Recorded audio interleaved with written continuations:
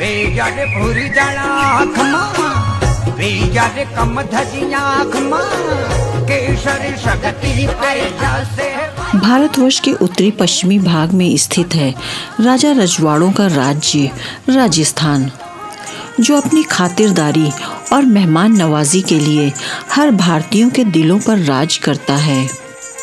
इसी प्रांत के कई बड़े शहर जिनकी पहचान उनके रंगों से की जाती है, जैसे स्वर्ण नगरी जैसलमेर, गुलाबी नगरी जयपुर, वैसे ही राजस्थान का एक और शहर जिसकी पहचान उसके रंगों से की जाती है।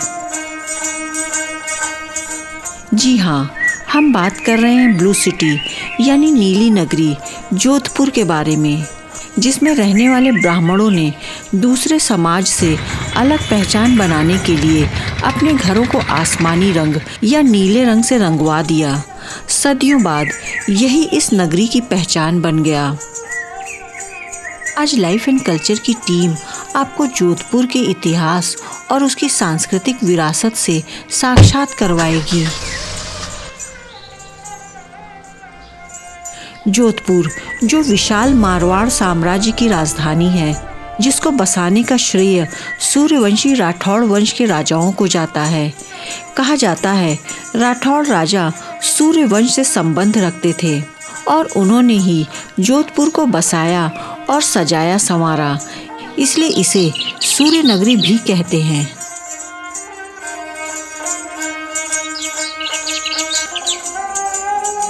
राठौड़ मोहम्मद गौरी के आक्रमण में अपना राजपाट गंवाकर यहाँ आए थे। वह मूलतः मध्य भारत के निवासी थे। राव सिंह जी इस वंश के संस्थापक थे। वही 1226 ईस्वी में अपने पूरे कुनबे के साथ यहाँ आए और समय के साथ मारवाड़ में राठौड़ राजवंश की स्थापना की। फिर 1459 ईस्वी के आसपास राव जोधा को लगने लगा हमारा अपना एक किला होना चाहिए। तब उन्होंने मेहरानगढ़ किले का निर्माण करवाना शुरू किया। राव जोधा, जिनके नाम पर आगे चलकर नगर का नाम जोधपुर पड़ा, और उन्होंने इस किले का नाम मेहरानगढ़ रखा। मेहरान, जो संस्कृत शब्द मिहिर से लिया गया है, जिसका अर्थ होता है सूर्य, और गढ़ का मतलब होता है किला, यानी सूर्य का किला।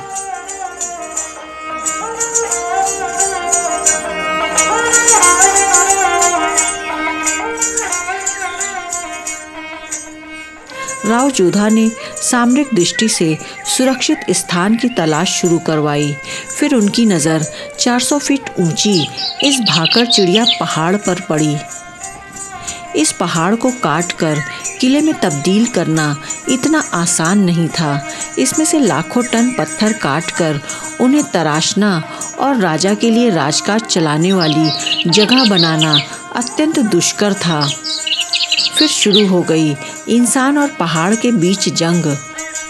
इसी क्षेत्र में रहते थे खंडवालिया समाज के लोग, जिन्हें खंड यानी पत्थर को काटने और उन्हें तराशने का खानदानी अनुभव था। खंडवालिया समाज के लोग हथौड़े से पत्थरों को ठोककर उसके कंपन से पता लगा लेते थे पत्थरों को काटना आसान कहाँ से है। इन्होंने लाखों टन पत्थर काटकर एक किले का रूप दिया। जवेरिया समाज, जिन्हें जंजीरों के माध्यम से भारी भारी पत्थर ढोने का अनुभव था, उन्होंने तराशे हुए लाखों टन पत्थर इस किले के ऊपरी हिस्से में पहुंचाया। इस तरह खंडवालिया समाज के और जवालिया समाज के मिले-जुले मेहनत से तैयार हुआ एक ऐसा भव्य अभेद किला, जहां से लगभग 500 वर्षों तक राठौड़ वंश के 25 शासकों ने मारवाड़ पर अपना राजकाज चलाया। मेहरानगढ़ की ऊंचाई, रणनीति सुदृढ़ता के साथ साथ दूर तक नजर रखने की भी क्षमता थी। वास्तुकला का यह बेहतरीन नमूना पूरे पहाड़ पर फैला हुआ है।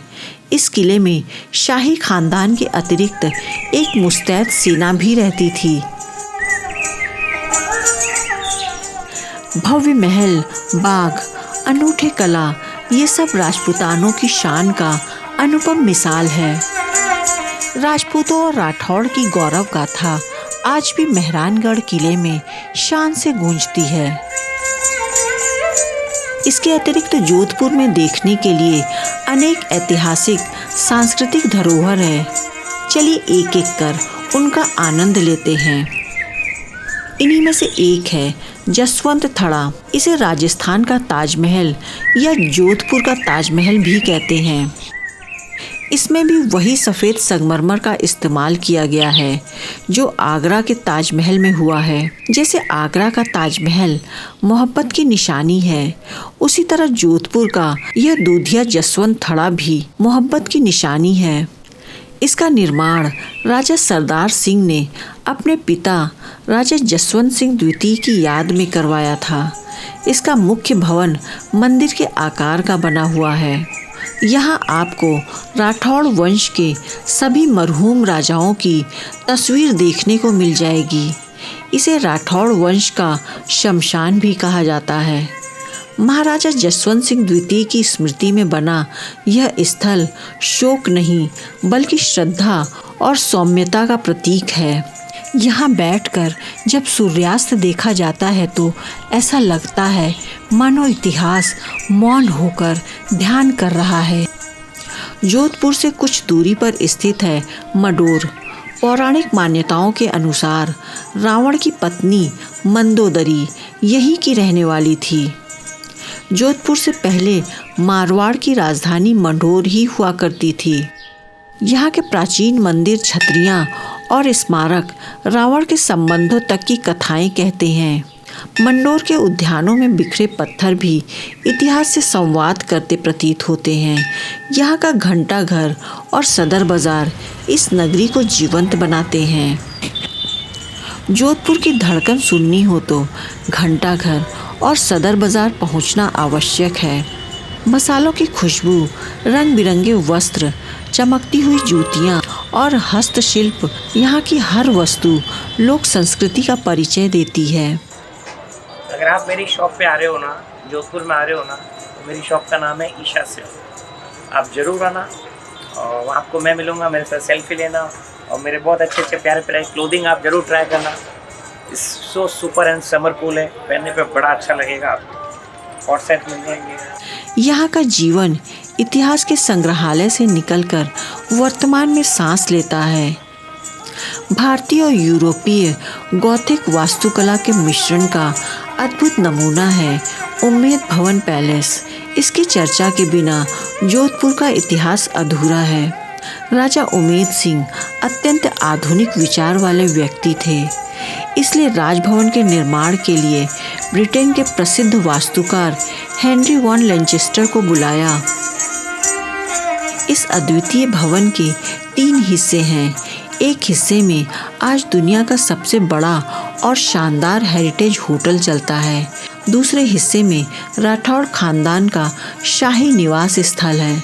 तो तीसरे हिस्से में एक अद्भुत व अकल्पनीय संग्रहालय है, जहां राठौड़ और मेवाड़ के अतीत से आप परिचय कर सकते हैं। यह उमेद भवन आज दुनिया भर में डेस्टिनेशन वेडिंग के लिए प्रसिद्ध हो चुका है। यहाँ अनेक धनी लोग अपने बेटे बेटियों की शादी के लिए आते हैं। मुकेश अंबानी ने अपने बेटे आकाश अंबानी की शादी यहीं रचाई थी। इसके अलावा प्रियंका चोपड़ा और निक जोनस की चर्चित शादी भी यहीं हुई थी। जब भी आप जोधपुर आएं तो इस पैलेस में अवश्य आएं, जहां इतिहास और आधुनिकता एक दूसरे से हाथ मिलाते हैं। जोधपुर केवल किले और महलों का शहर नहीं, बल्कि लोक संस्कृति का उत्सव है। माड़ और पाबूजी का फड़, घूमर और कालबेलिया जैसे लोक नृत्य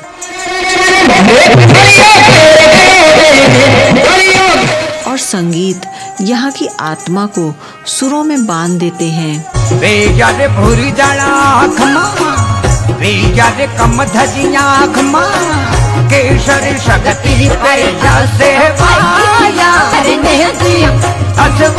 दाल बाटी चूरमा, मिर्ची वड़ा और मावा कचौड़ी जोधपुर के स्वाद को अमर बना देते हैं। अंत में इतना ही, राजस्थान की मरुधरा में बसा जोधपुर केवल एक नगर नहीं, बल्कि समय के हृदय पर अंकित वह हस्ताक्षर है जिसे ना तो आंधियां मिटा सकी और ना ही इतिहास की गर्दिश। यह शहर रेगिस्तान की तपिश में पला, पर इसकी आत्मा में शौर्य, संस्कृति, सौंदर्य की शीतल धारा सदैव प्रवाहित रही है। जोधपुर को यूं ही सूर्य नगरी नहीं कहा जाता। यहाँ हर सुबह इतिहास के उजाले के साथ होती है।